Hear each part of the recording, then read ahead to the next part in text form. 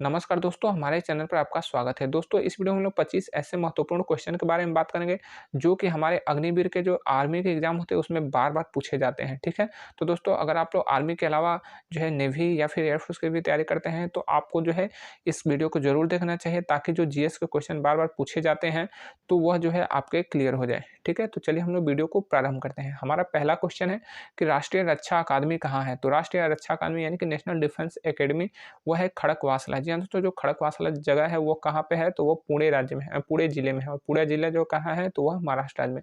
ठीक है, तो महाराष्ट्र के पुणे जिले में जो है खड़कवासला है, यहीं पे नेशनल डिफेंस अकेडमी है। अगला आपका क्वेश्चन है कि राज्यसभा का कार्यकाल कितना होता है? तो राज्यसभा का जो कार्यकाल होता है वो अनंत होता है। अनंत कहने का मतलब कि राज्यसभा जो है ये कभी भंग नहीं किया जा सकता है, ठीक है? राज्यसभा के जो सदस्य होते हैं उनका कार्यकाल 5 वर्ष का होता है, लेकिन राज्यसभा जो है उसका कार्यकाल अनंत होता है। लोकसभा को भंग किया जा सकता है, लोकसभा अस्थायी सदन है, जबकि राज्यसभा अस्थायी सदन है, परमानेंट सदन है। अगला आपका क्वेश्चन है कि केरल की राजधानी क्या है? तो केरल की राजधानी जो है वो है तिरुवनंतपुरम। दोस्तों, चाहे आप लोग जिस भी स्टेट की तैयारी करते हो, लेकिन अपने स्टेट के कितने जिले हैं इसके बारे में पता होना चाहिए। जैसे कि क्वेश्चन आ जाता है उत्तर प्रदेश में कुल कितने जिले हैं? तो 75 है, बिहार में कितने हैं? तो 38 है।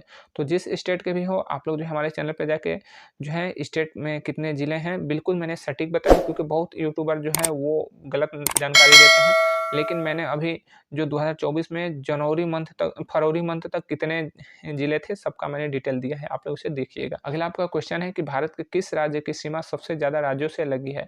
तो उसका नाम है उत्तर प्रदेश। जी हाँ दोस्तों, उत्तर प्रदेश राज्य है जिसकी सीमा जो है 9 राज्यों से लगी है।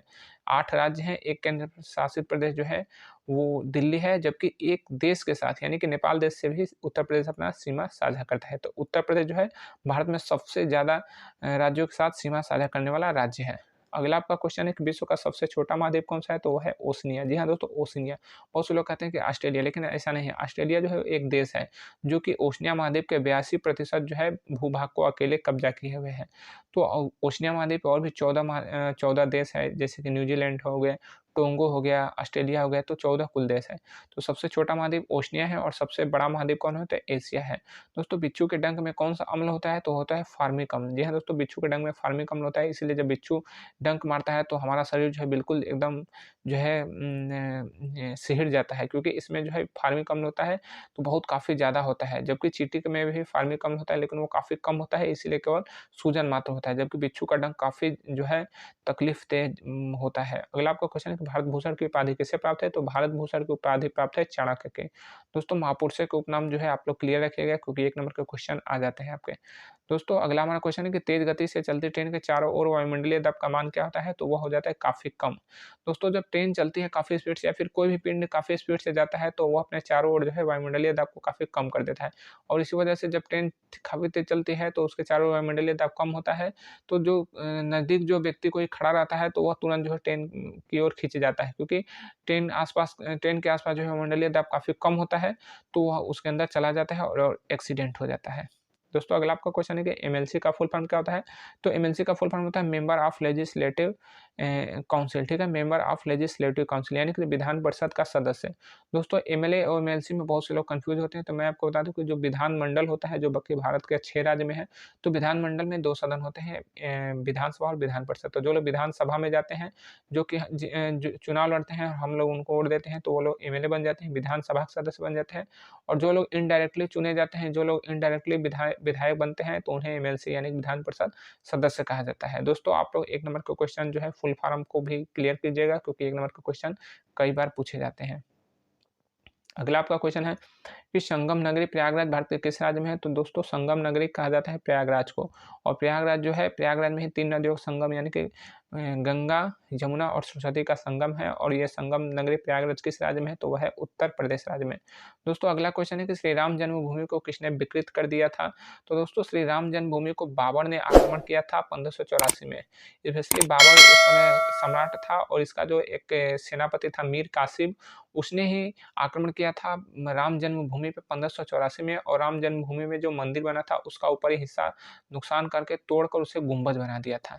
दोस्तों राम मंदिर से भी आपके क्वेश्चन आ सकते हैं एग्ज़ाम में, क्योंकि लेटेस्ट अभी ये क्वेश्चन है। तो आप लोग हमारे चैनल पे जाके इसका इतिहास भी जानकारी ले लीजिएगा कि कब क्या हुआ था, और वर्तमान की भी क्या स्थिति है, वो भी जानकारी आप रखिएगा।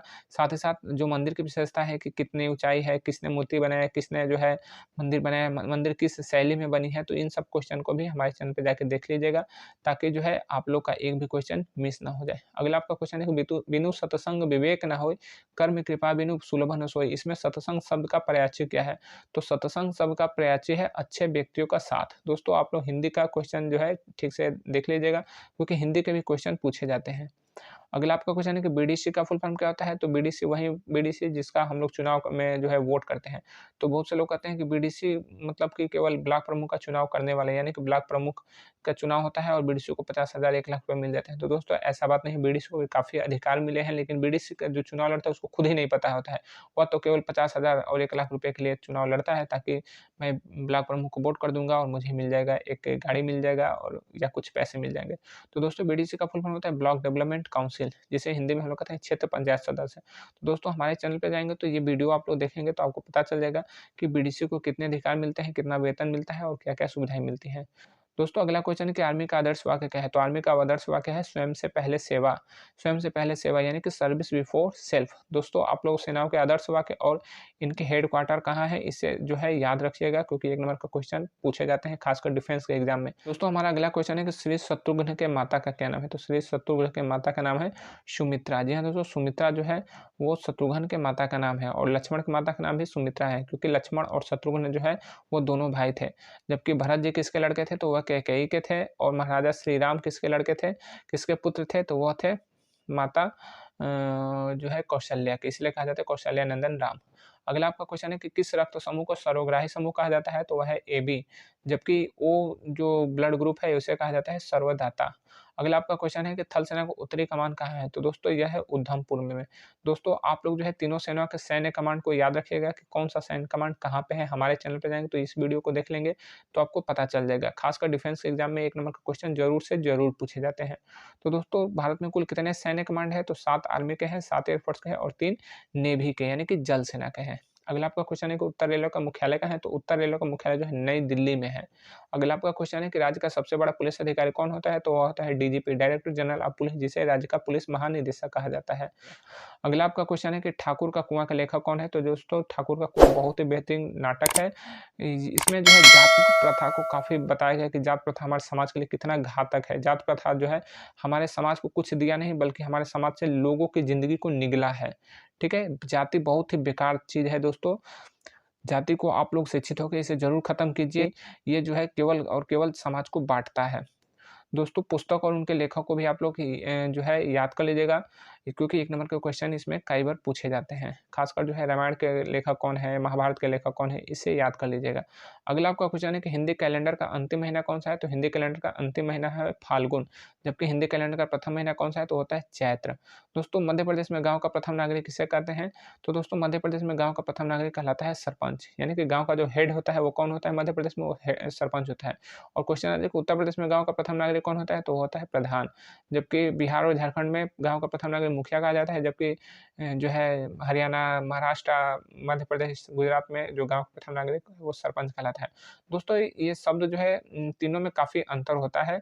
आप लोग हमारे चैनल पे जाएँगे और इस वीडियो को देखेंगे तो आपको पता चलेगा इनमें अंदर क्या होता है। और दोस्तों आपको पता भी होना चाहिए कि प्रधान, मुखिया, सरपंच ये क्या होते हैं। अगला आपका क्वेश्चन है कि स्वर्ण मंदिर कहाँ है, यानी कि गोल्डन टेम्पल कहाँ है? तो वह है अमृतसर। और अमृतसर कहाँ है? तो यह है पंजाब में। दोस्तों यहीं पे है जलियांवाला बाग भी, ठीक है? जिसमें कि 13 अप्रैल 1919 को जो है जलियांवाला घटना घटित हुआ था। अगला आपका क्वेश्चन है कि आस्तिक बनिए अंधविश्वासी नहीं, किसका कथन है? तो यह है स्वामी विवेकानंद का। दोस्तों आस्तिक बनिए वाक़ई में ठीक है, लेकिन अंधविश्वासी ना बनिए। यानी कि जो व्यक्ति कह दे कि ऐसा है तो ऐसा नहीं मानना है। अपने तर्क का भी, अपने बुद्धि और विवेक का भी इस्तेमाल करना है। ये किसने कहा? तो ये स्वामी विवेकानंद जी ने कहा। दोस्तों कथन और नारे भी आप लोग याद रखिएगा, क्योंकि 1 नंबर के क्वेश्चन इसमें आते हैं। अगला आपका क्वेश्चन है कि सबसे ज़्यादा सैलरी किस राज्य के विधायकों का है? तो वह है सबसे गरीब राज्य के विधायकों का। जी हाँ दोस्तों, भारत का सबसे गरीब राज्य कौन-सा है? तो वह है ओडिशा, झारखंड, बिहार, लेकिन यहाँ सबसे ज़्यादा सैलरी मिलता है झारखंड के विधायकों को, 2,88,000 रुपया। जी हाँ दोस्तों, 2,88,000 रुपया सबसे ज़्यादा इनका वेतन है वहाँ के विधायकों का। जबकि सबसे कम वेतन किसका है? तो केरल राज्य के विधायकों का मात्र 70,000 रुपया। दोस्तों अगला हमारा क्वेश्चन है कि कौन सी रेखा पृथ्वी को 2 भागों में बाँटती है? तो वह है विषुवत रेखा। जी हाँ, तो विषुवत रेखा जो पृथ्वी को 2 भागों में उत्तरी और दक्षिणी ध्रुव में बाँटती है। अगला आपका क्वेश्चन है कि वायुसेना दिवस कब मनाया जाता है? तो होता है 8 अक्टूबर को। 8 अक्टूबर जो है वायुसेना दिवस मनाया जाता है, जबकि 15 जो है जनवरी को मनाया जाता है आपका थल सेना दिवस। 8 अक्टूबर को आपका मनाया जाता है वायुसेना दिवस, 4 दिसंबर को जल सेना दिवस। तो दोस्तों इस ट्रिक को आप लोग याद कर लीजिएगा, 1584, ठीक है? 1584 इस ट्रिक को याद कर लीजिएगा। तो 15 जो है सबसे पहले, यानी कि सबसे पहले जनवरी आएगा, यानी कि पहले सबसे पहले थल सेना आएगा। 8 अक्टूबर यानी कि वायुसेना, उसके बाद 4 दिसंबर को जल सेना। तो महीना जो है सबसे पहले जनवरी है, फिर अक्टूबर है और फिर दिसंबर है। तो 1584 से आप लोग याद कर लीजिएगा, क्योंकि मैंने भी इसी ट्रिक से याद किया है इन तीनों सेनाओं का दिवस, क्योंकि मैं भी पहले कई बार भूल जाता था, कन्फ्यूजन में पड़ जाता था। और दोस्तों आप लोग जो है दिवस को याद रखेंगे तो आपका 1 नंबर का क्वेश्चन जो है कई बार आएगा, तो उस 1 नंबर के क्वेश्चन को आप लोग क्लियर कर लेंगे। तो दिवस को भी याद कर लीजिएगा। अगला आपका क्वेश्चन है कि नौसेना का लेफ्टिनेंट वायुसेना के किस अधिकारी के बराबर होता है? तो दोस्तों आप लोग हमारे चैनल में जाके इस वीडियो को ज़रूर देख लीजिएगा, ताकि इस तरह के क्वेश्चन जो भी आए, और आता ही है, मैंने कई बार एग्ज़ाम दिए हैं आर्मी के, एयरफोर्स के, तो उसमें कई बार एग्ज़ाम में इस तरह से क्वेश्चन आए हैं कि लेफ्टिनेंट, नौसेना का लेफ्टिनेंट वायुसेना के किस अधिकारी के समकक्ष होता है? तो देखिए नौसेना का सबसे जो छोटा कमीशन रैंक होता है वो होता है सब लेफ्टिनेंट का, और वायुसेना का सबसे छोटा कमीशन रैंक का होता है फ्लाइंग अफसर। तो ये इसका आंसर हो जाएगा फ्लाइट लेफ्टिनेंट। जी हाँ दोस्तों, फ्लाइट लेफ्टिनेंट हो जाएगा आंसर। तो आप लोग इस वीडियो को देख लेंगे तो आपका जो है आंसर बिल्कुल सही होगा, कभी गलत नहीं होगा। तो आपके 30 जो है 25 क्वेश्चन जो है क्लियर हो गए, और आपका अंतिम एक क्वेश्चन है जो कि आप कमेंट में बताइएगा कि भारत में कुल कितने ज़िले हैं। मिलेंगे अगले वीडियो में, तब तक के लिए जय हिंद।